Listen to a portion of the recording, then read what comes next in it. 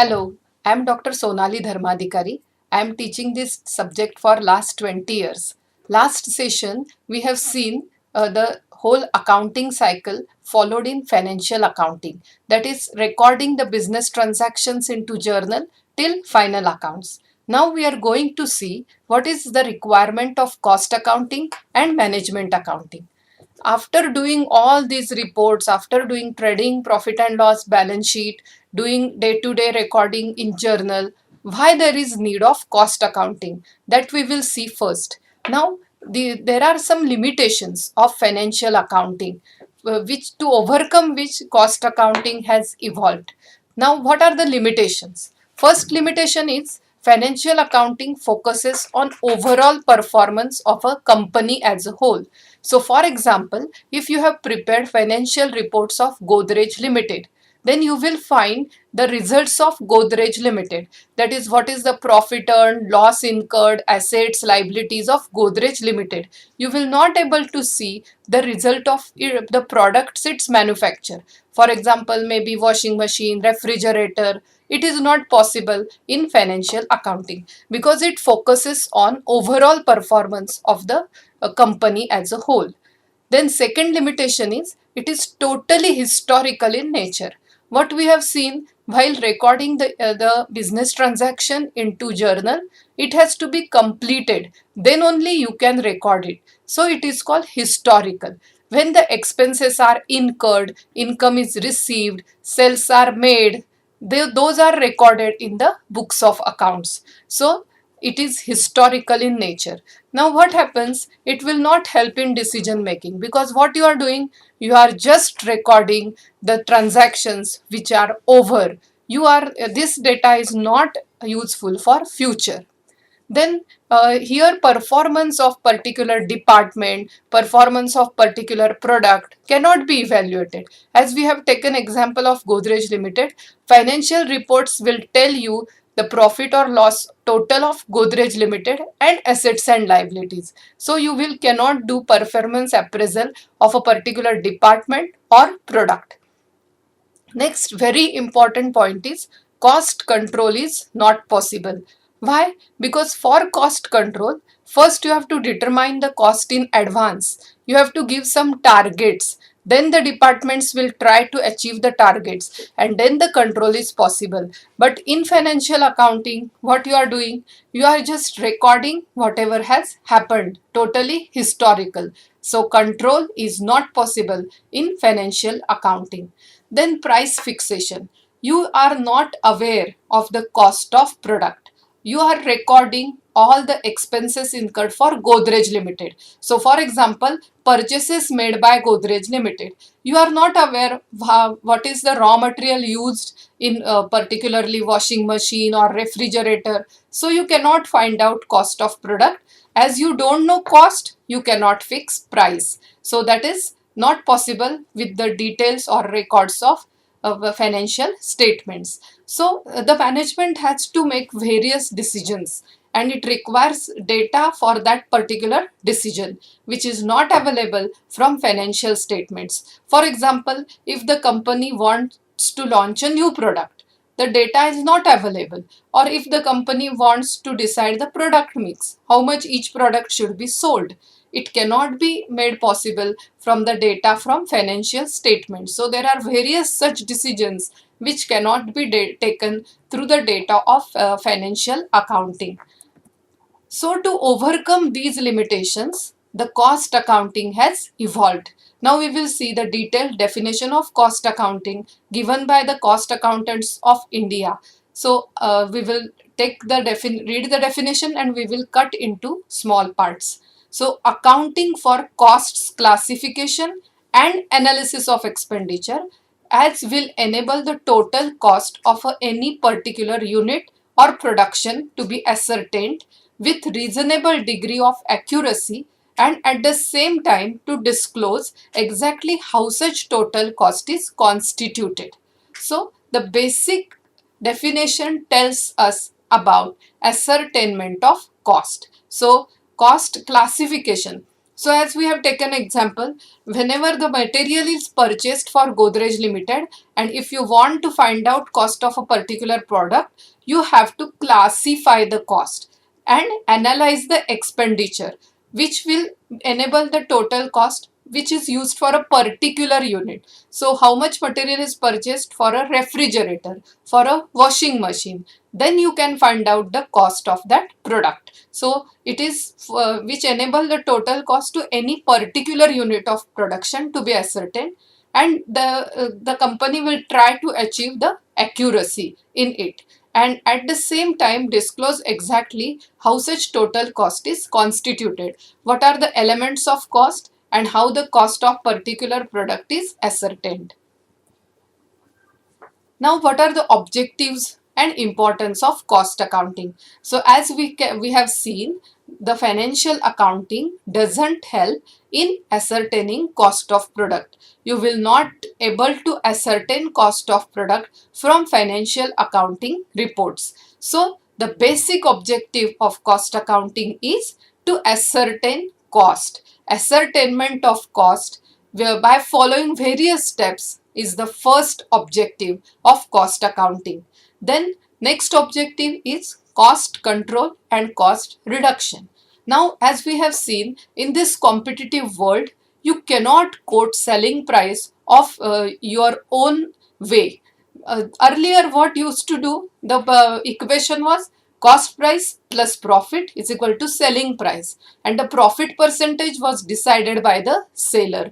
But due to competition, due to globalization, as the whole world has become the market, it is not possible that you will be able to decide the percentage of profit. So what is the need of R is to have control on cost and reduce the cost. So at any cost, the company has to be cost conscious. So cost control and cost reduction is the very much necessity of today's competitive world, today's business world. And for that purpose, various techniques are available, but which are not there in financial accounting. It only records the cost. So cost accounting, the main objective of cost accounting is cost control and cost reduction, which helps a lot to the organization. Then next is to help in formation of business policy. So overall, the information created by cost accounting gives various types of data to formulate strategy and to formulate business policy for the growth of business. And then fixation of selling price, as cost accounting tells us cost of product accurately. Then you can decide by adding profit what should be the selling price. In deciding selling price, you have to also observe the competitors' selling price, what is the price available in the business world, and lots of study has to be carried out, but the cost part will be given by cost accounting. Now we are going to see the next subunit of cost accounting, which is very important, that is classification of cost.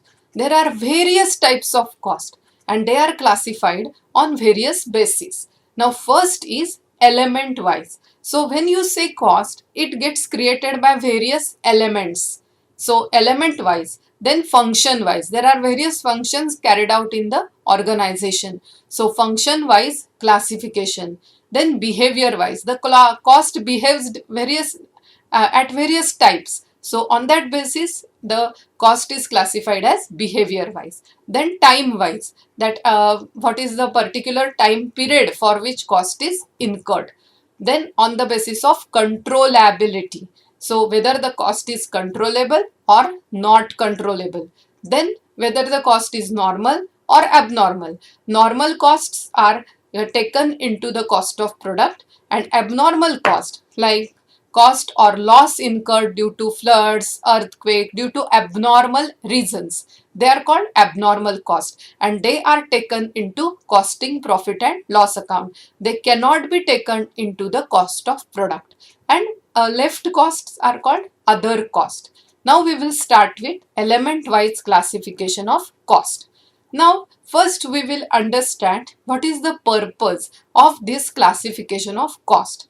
When you are segregating the cost element wise, the main objective is ascertainment of cost. So that is called element wise classification.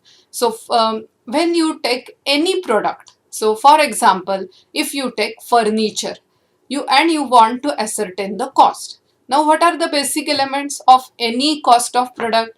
First, you have to take raw material. So, what is the raw material required for the furniture? That is plywood, sun mica sheets, glue. Then carpenter will require certain particular equipments, and then they convert the raw material into finished goods. So, the material is the basic element of cost.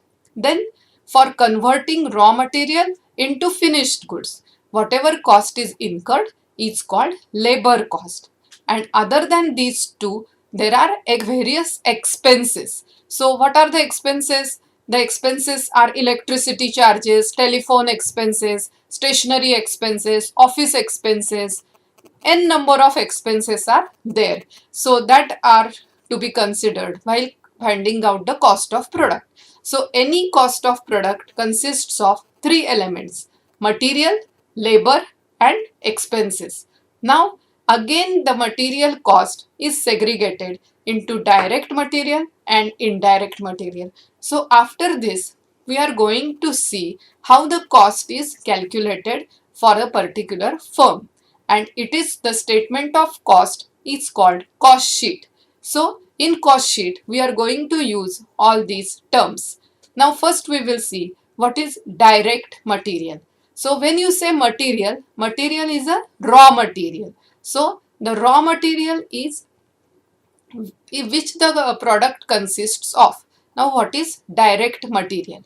So direct material means when there is a direct connection between material and finished product. It is called direct material. So the material used to produce a particular product is called direct material. So as we have taken example of furniture, the plywood is direct material for furniture. Then leather is direct material for shoes. Then you can take any example. Paper is direct material for notebook. So the basic content, basic ingredient of the product is raw material. So why it is called direct? When there is a direct relationship between material and product, it is called direct material. Then what comes under indirect material? Indirect material is the material which is required for manufacturing but not for directly manufacturing the product. So for example, the glue used in furniture, it is indirect material because it has a negligible value.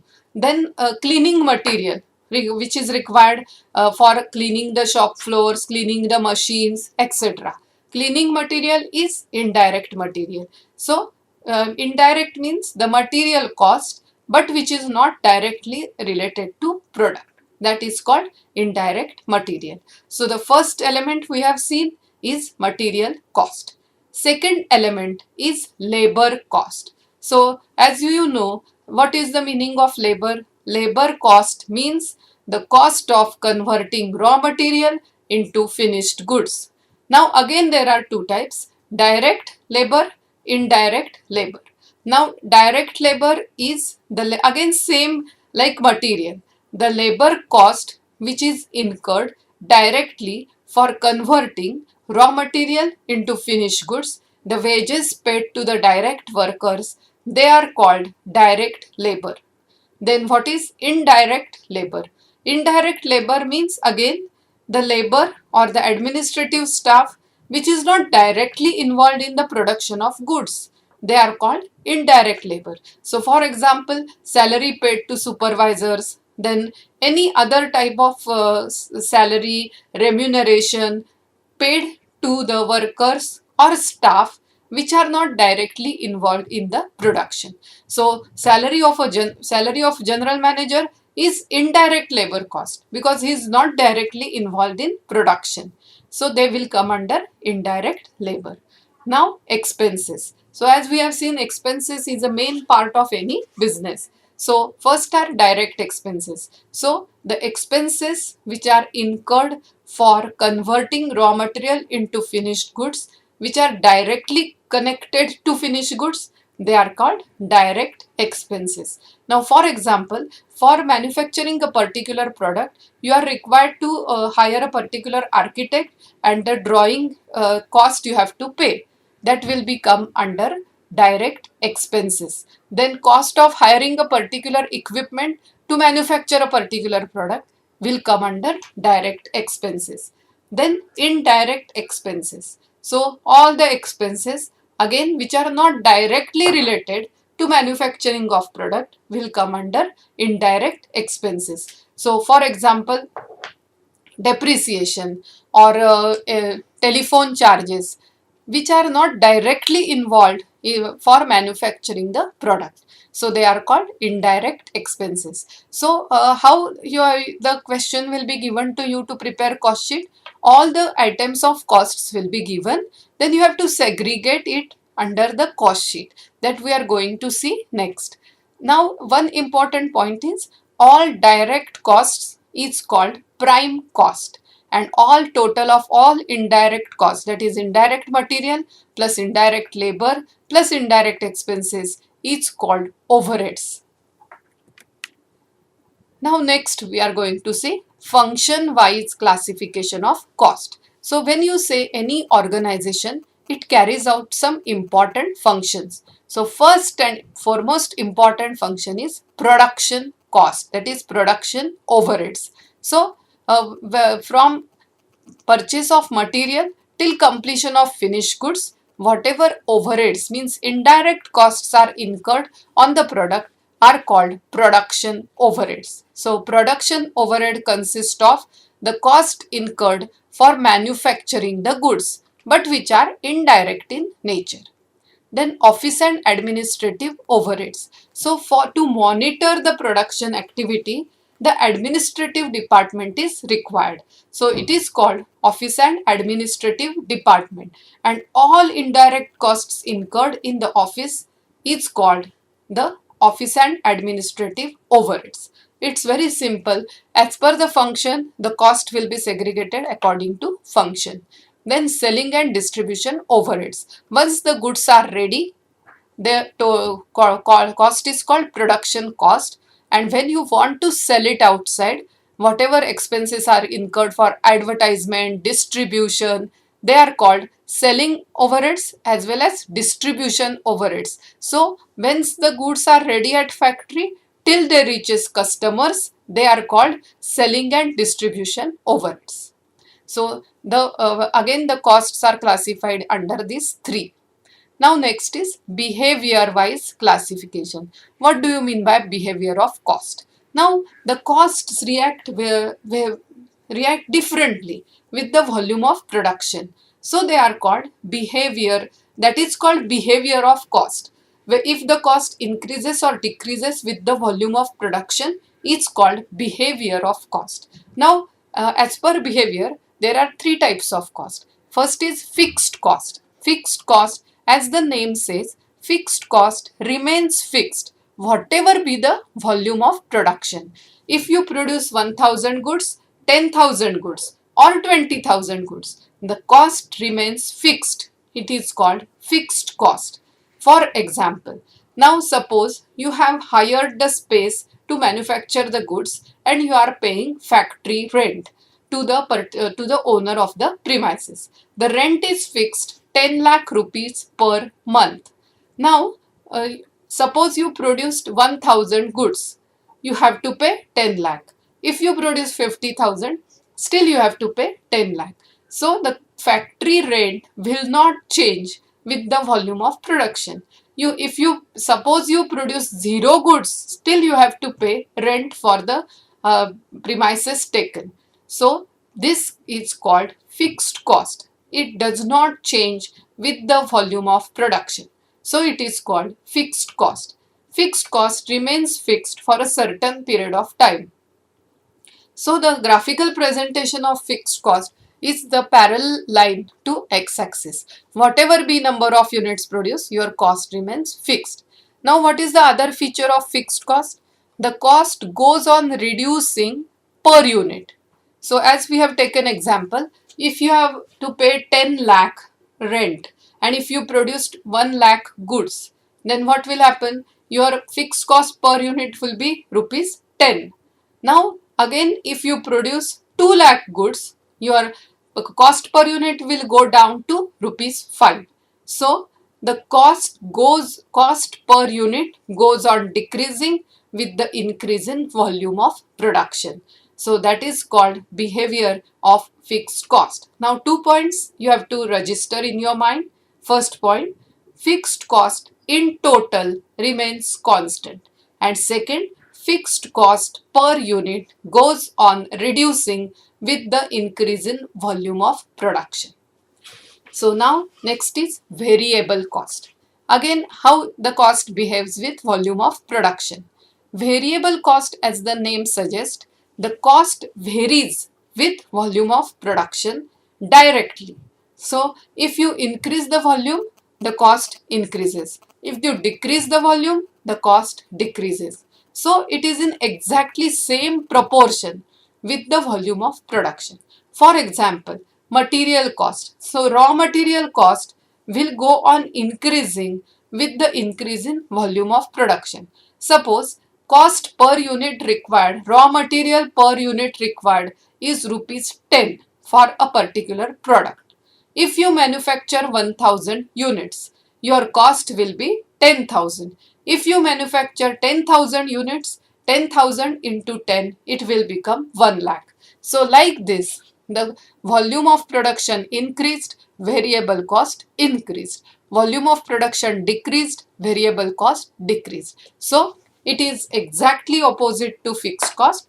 Fixed cost in total remains constant, whatever number of units you produced, and variable cost go on changing with volume of production. Now what about variable cost per unit?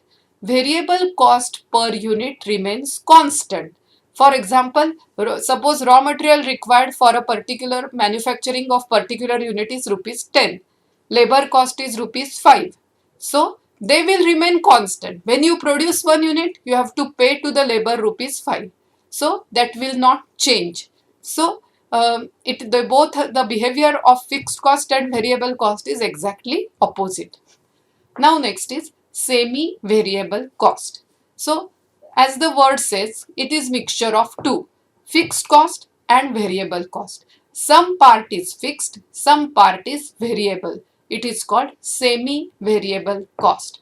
For example, telephone expenses. Some part you have to pay as a fixed rent, that is fixed cost, and the other part you have to pay, it goes on changing with the number of calls you make. So it will be changing and it is called semi-variable cost.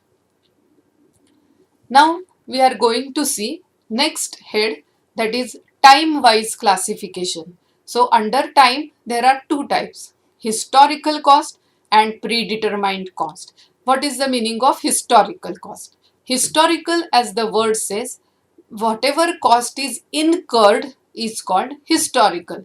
You have already paid from your pocket. So it is called historical cost. Predetermined means the cost is determined in advance for future.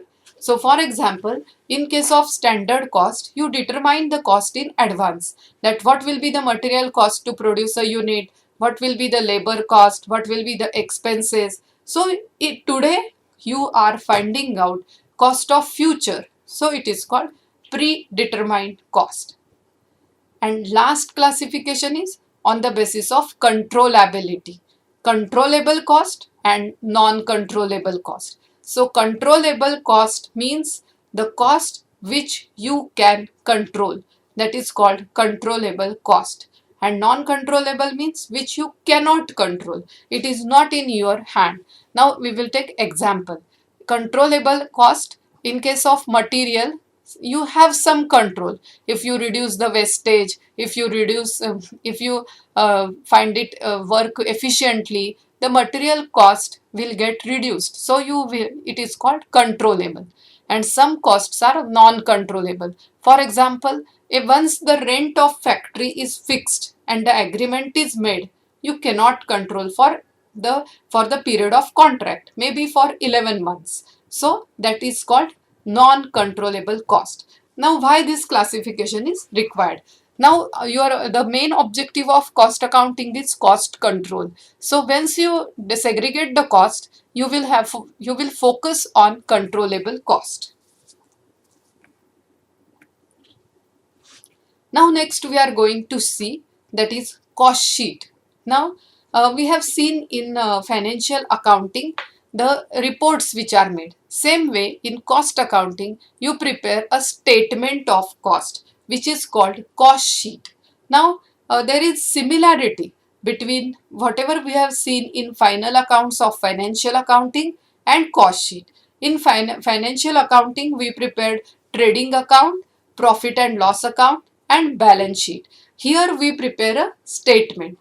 There we have prepared accounts in T form. Here we are going to prepare a statement.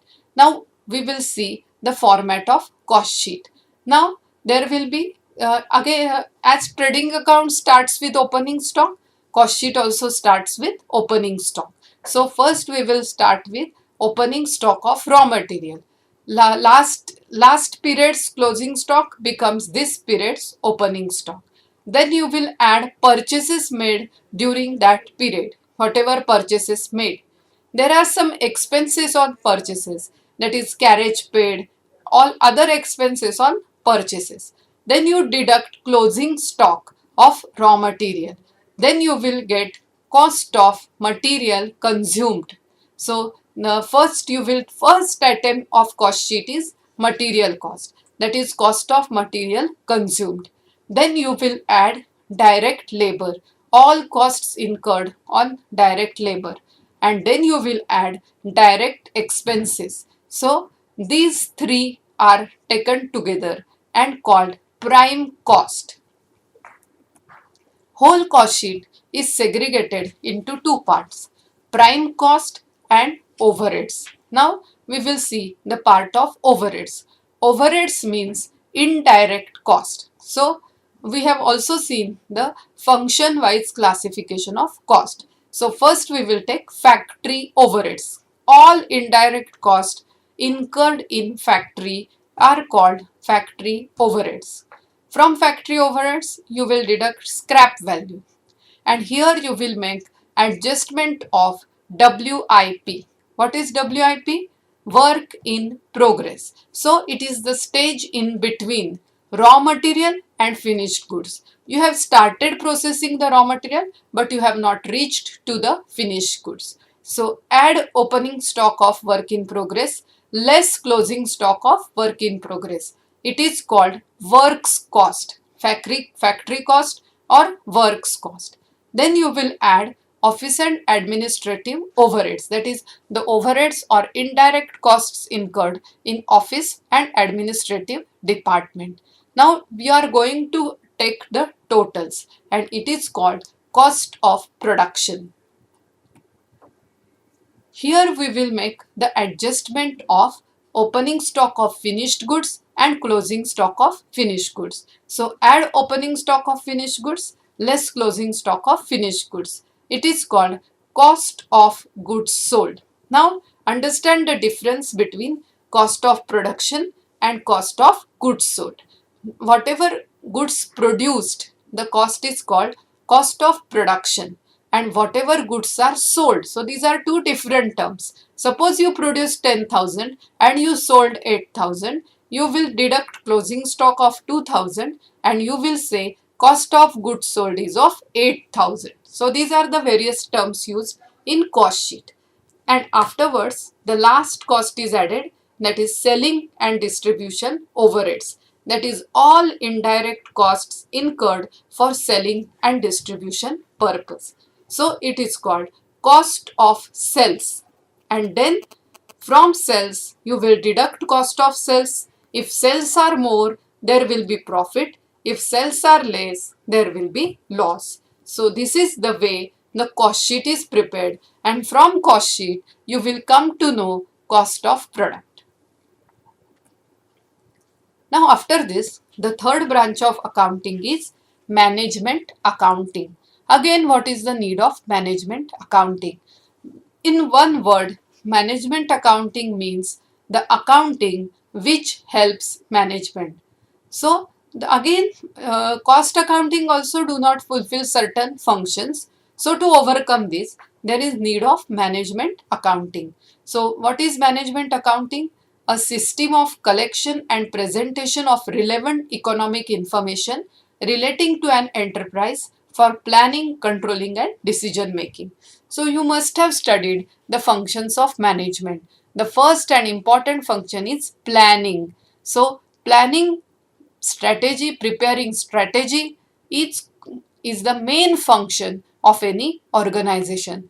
Decision making, organizing, controlling, to fulfill or to help these functions, whatever accounting information is required is given by the management accounting. So it collects and present the relevant economic information to the particular management which will fulfill the requirements of management.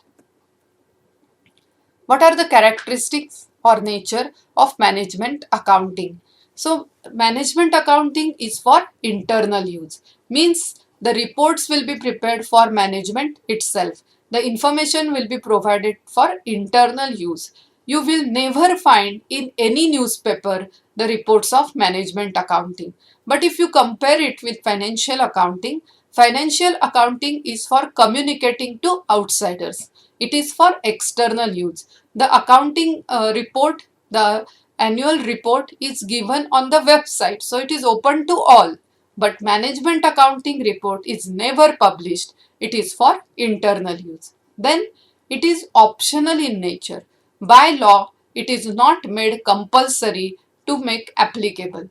In case of financial accounting, it is compulsory by law to follow the financial accounting rules and provide the financial accounting reports. But in case of management accounting, it is purely optional. But actually, though it is optional, every organization goes for management accounting as it helps the management. Then actually, if you see, it is not a separate branch of accounting because it takes data from the accounting branches. It does not prepare its own reports. Then it is concerned with future. In financial accounting, we have seen it is totally historical. Once the expenses are incurred, once the transaction is over, it is recorded in financial accounting. But in case of management accounting, while preparing budget or standard cost, the future costs are determined in advance and they are called, so it is concerned with future. Now, management accounting information is very useful in decision making and control. As you are determining the costs in advance, cost control is possible and decision making is possible. Then how the reporting is done. It is flexible in presentation of information. Whatever management requires, accordingly the reports are prepared by the management accountant. There is no structured format which is compulsory for financial accounting as per accounting standards. The annual report contains the financial statements. They are in structured format, but the management accounting reports are flexible. It is the discretion of management accountant to decide the management accounting report which will be presented to the management. Now, functions of management accounting. If you observe, all the functions of management are the functions of management accounting because management accounting helps the management to carrying out its functions. So first is planning for future. So if you are preparing a plan for next financial year, you have to take help of management accountant. Then coordination. Now management accounting, there are various techniques available. For example, standard costing, budgetary control, marginal costing. These are the three main techniques which we are going to learn in this particular subject. So While planning, in budgetary control also we use planning. So budgetary control helps the management in planning to find out standard cost. So all these techniques of management accounting helps the management for planning. Coordinating. In budgetary control, the departments are created and the department-wise budgets are prepared. So, as the departments, the coordination is required in departments, department heads. So, it helps in coordination. Then communication. When you have implemented budgetary control or standard costing, various channels of communication are created from top management to middle management to lower management and again up, lower to middle to top. So communication channels are created through the techniques of management accounting. Controlling, very important function of management accounting. To have control on the overall organization is done by management accounting. So through budgetary control, through standard costing, costs are controlled and you get control on the organization. Decision making, like fixation of price, deciding product mix, you take the help of management accounting reports. Then financial analysis and interpretation. So through ratio analysis, through budgetary control, you can analyze the information, interpret it, which can be used for future planning for the growth of organization. Thank you.